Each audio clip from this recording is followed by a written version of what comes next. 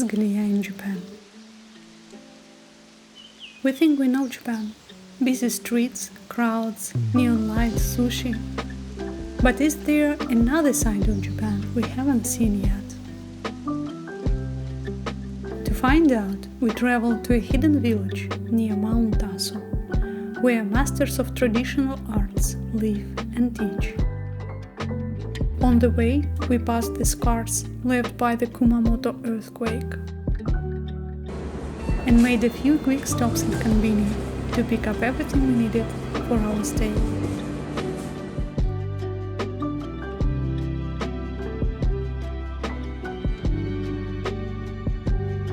And finally, we arrived in Meihodō, a hidden village of Japanese martial arts and culture. Oh, looks like someone is already here to welcome us.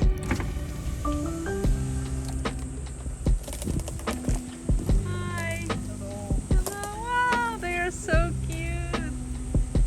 Konnichiwa! No jumping. No jumping.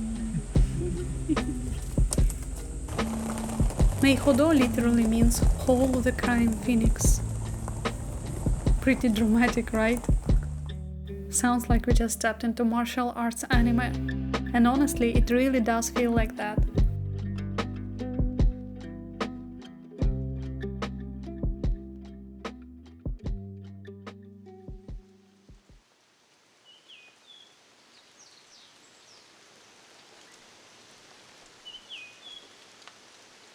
This morning we are dedicating ourselves to Kyūdō, the Japanese art of archery.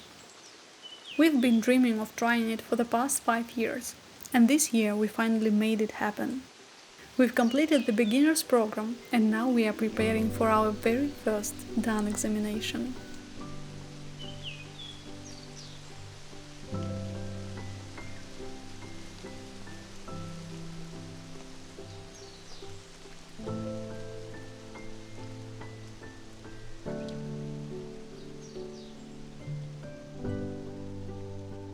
Kyūdō means the way of the bow.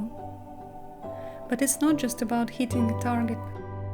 It's about focus, presence, and finding your own balance.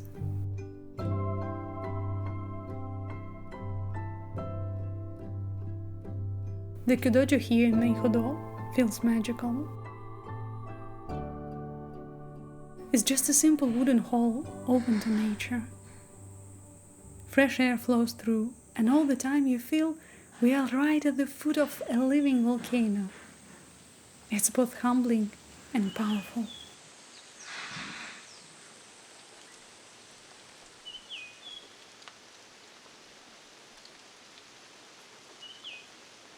Now it's time for proper clothing.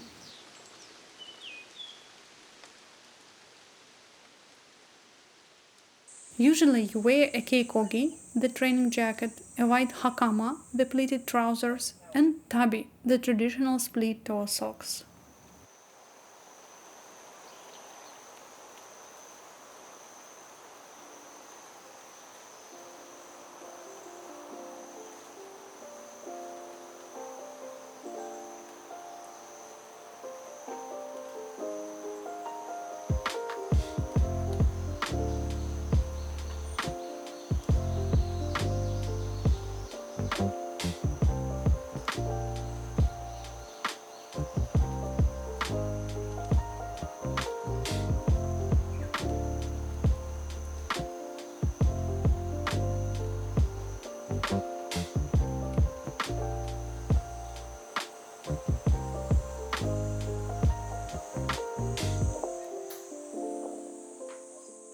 Next comes preparing the Kyūdō.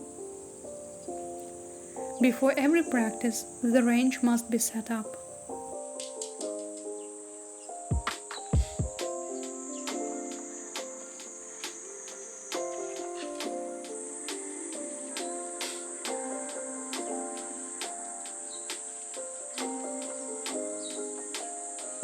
Azuchi, the mound of earth behind the targets.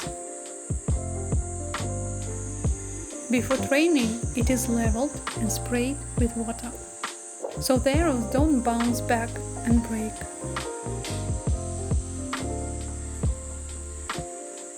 Arrows in Kyūdō are precious, often even more expensive than the bow. That's why this careful preparation really matters.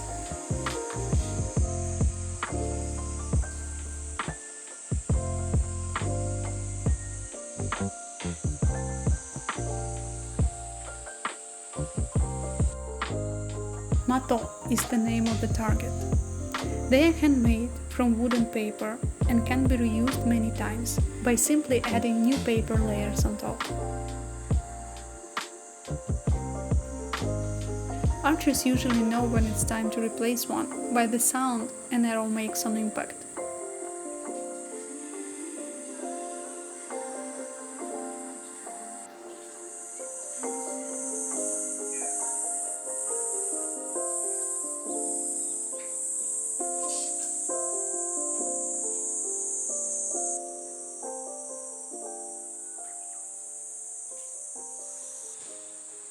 Yukage, the glove, is the final step of preparation. The glove is unique. The string isn't drawn with fingers, but with a hidden groove inside. That's what allows Kyūdō archers to pull even very powerful bows. Putting it on already marks the beginning of the practice. It's done in silence, with calm focus.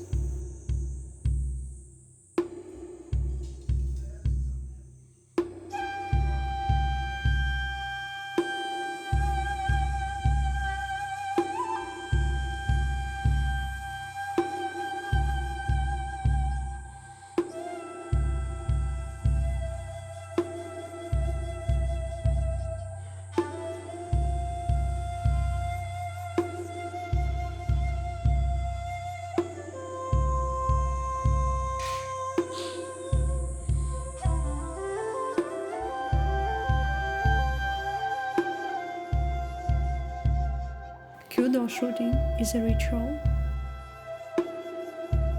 Every step is deliberate. Every movement has its rules. It helps you focus, and at the same time, it looks beautiful. Because in Kyūdō, the beauty of action itself matters.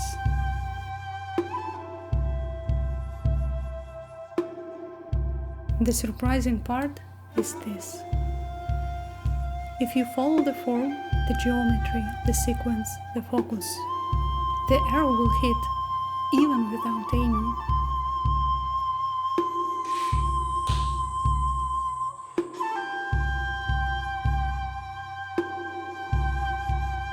But miss even a detail and the arrow may fly off, no matter how carefully you aim.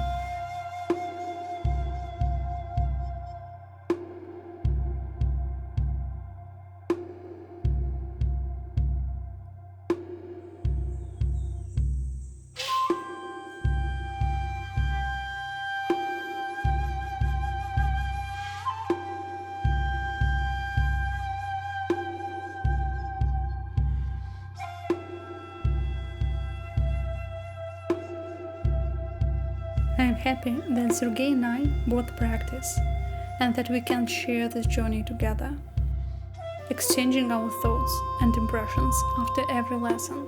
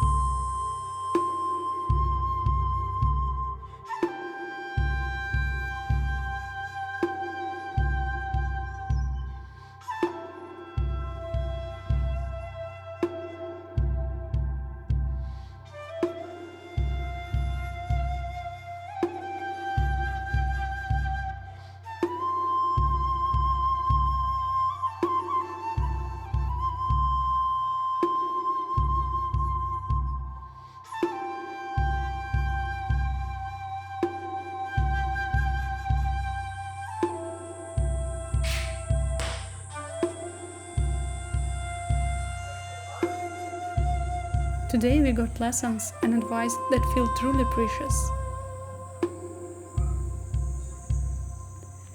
something to carry with us as we continue our practice.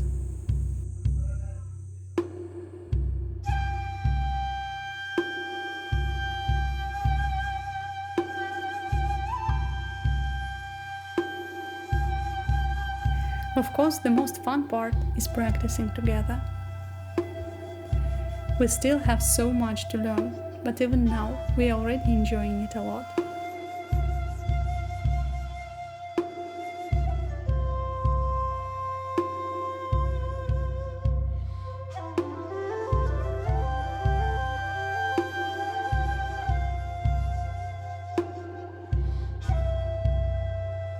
Afterward, you just feel so calm and peaceful.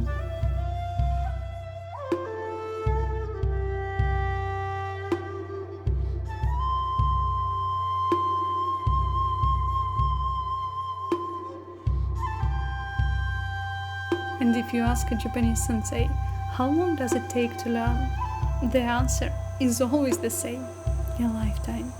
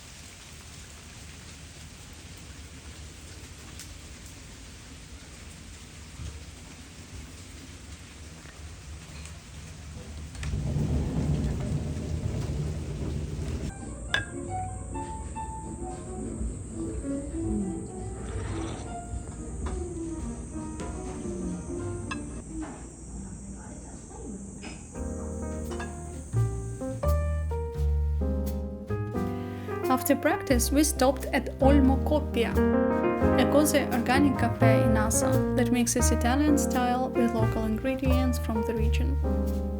My weakness is salads, just olive oil and salt.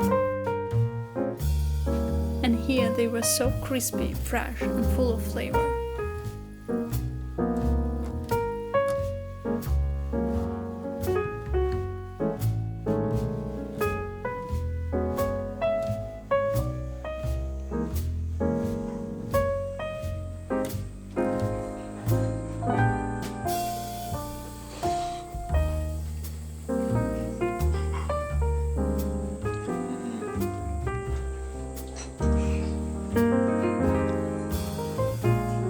The place is simple and elegant, and the food looks as beautiful as it tastes. One of the drinks we tried was red shiso juice. It's a homemade summer classic in Japan.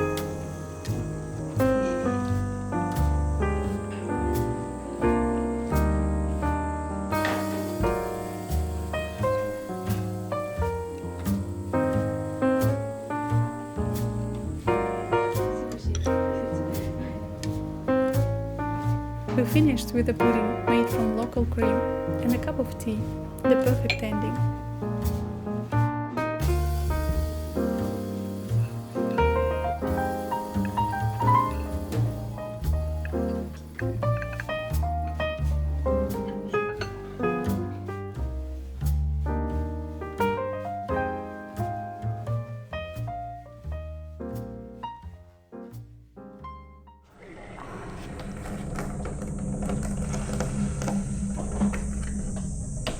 Wow, it's one of the biggest in Japan. The largest playable taiko. Playable, the largest. This drum was made in 2009. This was the 400th anniversary of the taiko maker itself. So Asano Taiko, so this is Asano Taiko. They've been making drums since 1609. And then their 400th anniversary, which is 2009, they made this drum. And it's sister drum, so there's two drums. It's sister drums as well. Can you hear the sister drum from here? No, because that's in... So, first thing we do is bow. Okay.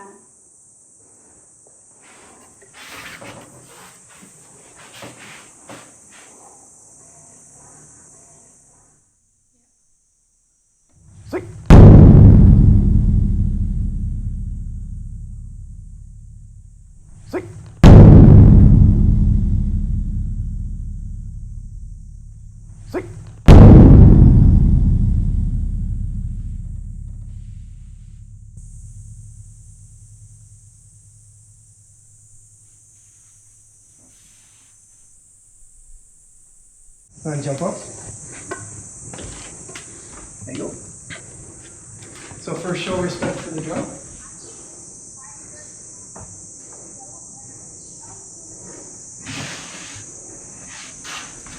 So, yeah, left on the bottom. Left hand. So this hand on the bottom, yeah. Can you slide your hand down just a little bit more? There you go. And then you want to hit, just like Sergey did, right around here, and then as standing as possible. And let it bounce off.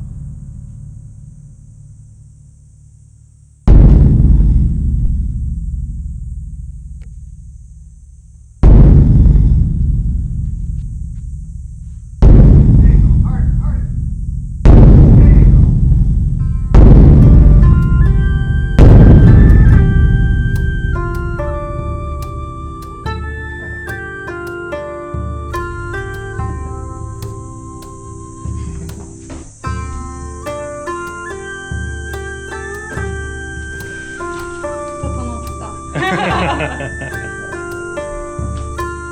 Did I do well? Yeah, that is good sound. I mean, after you trusted yourself a little bit better, then you got better sound. Yeah.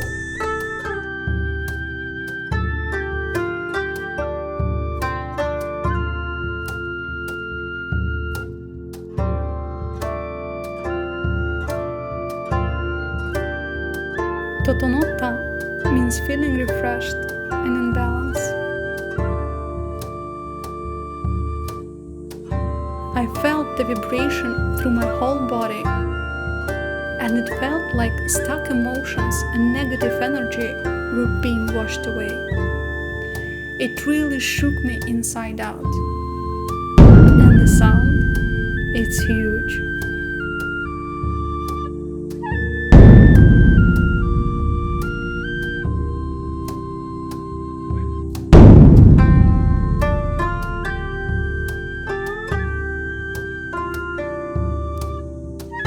Right away, I wanted to play Taiko myself.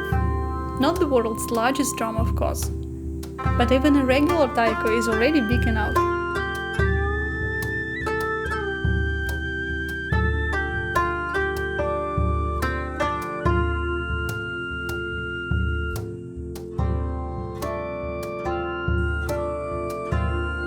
Over tea, I want to share one more thought with you. If you'd like to feel the deeper layers of Japan yourself, come and travel with us. We are organizing small, intimate groups for autumn momiji and for spring blossoms. And Meihodō will be part of the journey. Check the video description for details.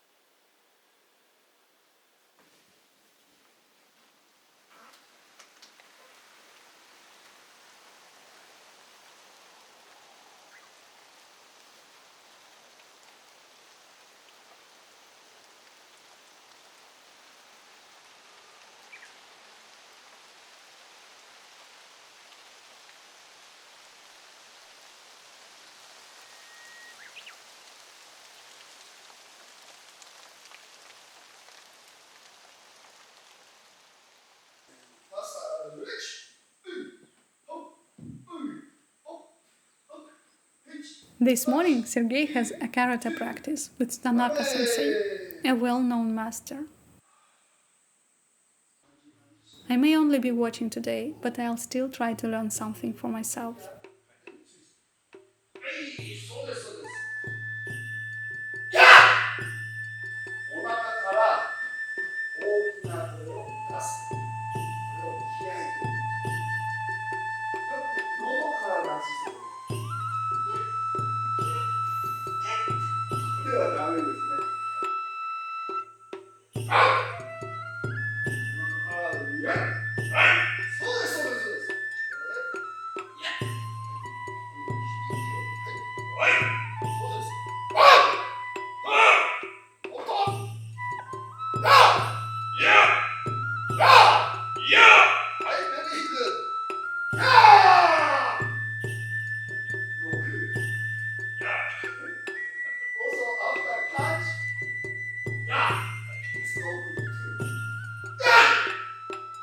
Kiai is the sharp, explosive shout that goes with the strike.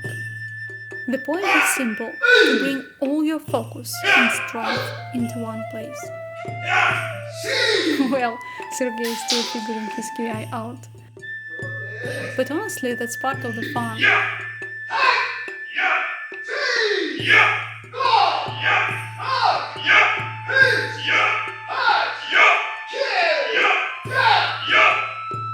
And you see, it's not really about being loud, it's about timing, focus, and spirit.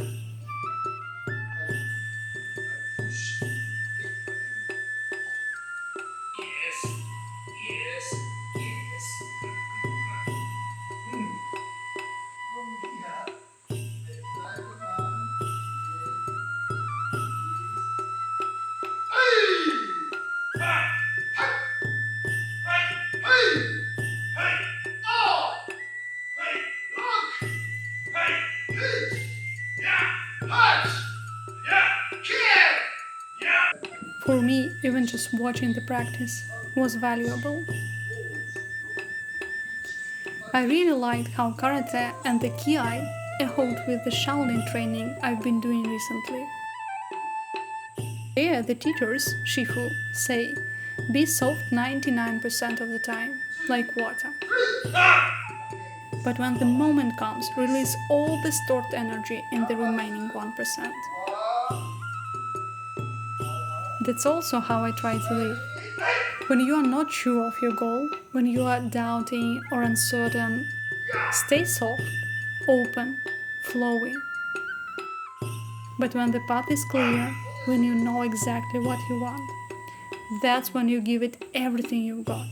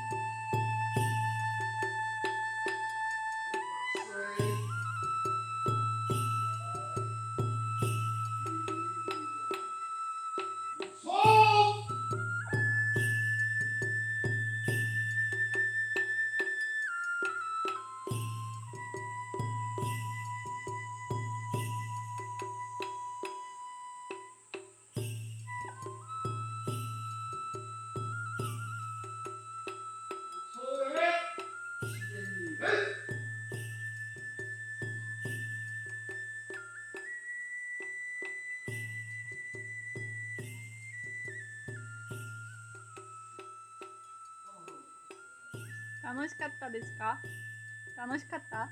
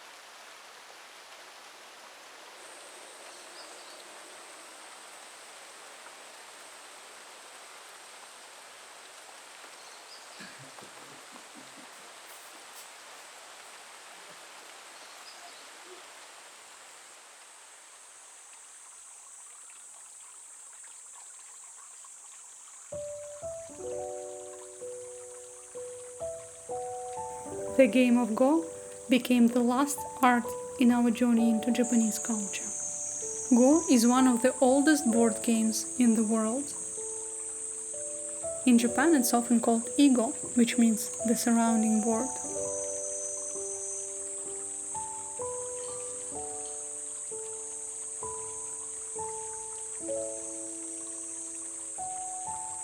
We bought our very first stones in Tokyo, and for some reason carried them all the way to Kawaguchiko to sit by Mount Fuji with a backpack full of Go stones. Now it feels like a funny but very sweet memory.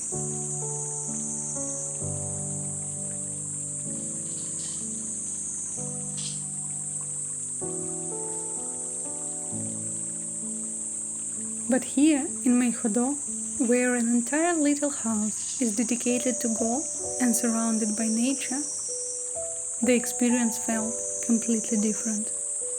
Because this is how it used to be.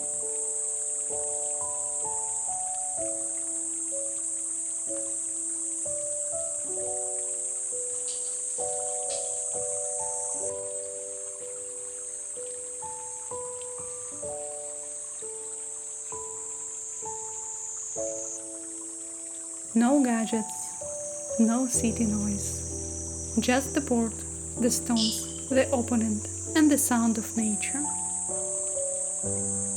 For centuries in Asia, this is how people trained strategy, patience, and sharpened their mind.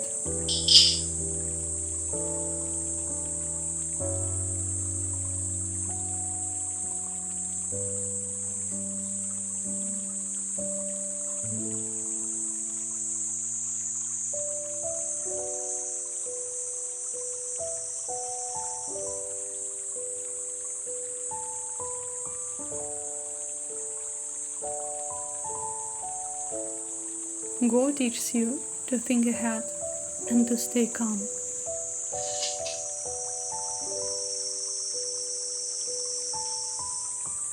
In Go, the black and white stones may look simple, but the board is a small world, deep and endless.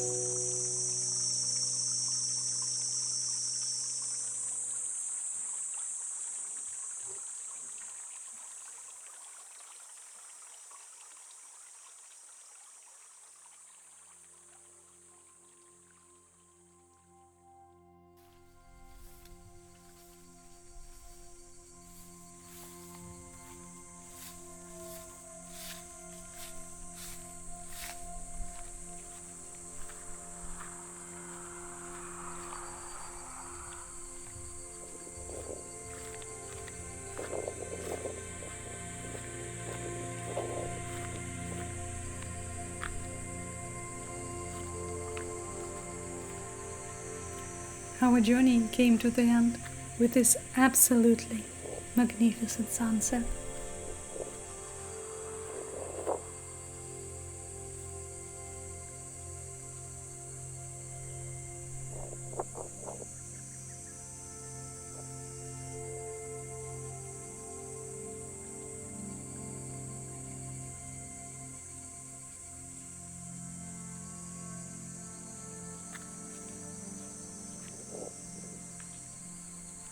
We spent 3 days in Meihodō, dedicating ourselves to Japanese art. Kyūdō, Taiko, Karate, Go, and a few tea ceremonies in between.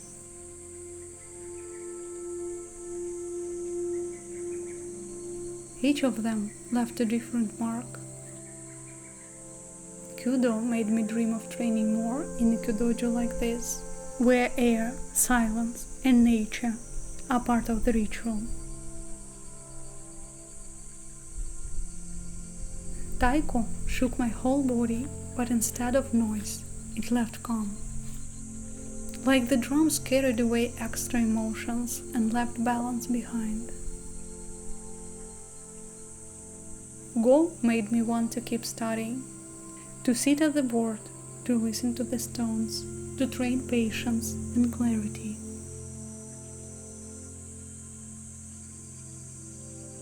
And even if this time I only witnessed karate, it still gave me a lot of lessons. But next time, I want to step on the mat too. On the surface, it's just practice. But underneath each art opens something deeper. What brings focus? What brings stillness? And what awakens explosive power? Through these arts, I felt a glimpse of what people here call the Japanese spirit.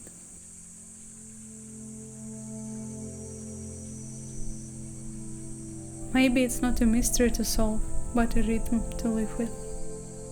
A balance between silence and strength, between patience and power. And for us, this moment wasn't the end, it was only the beginning.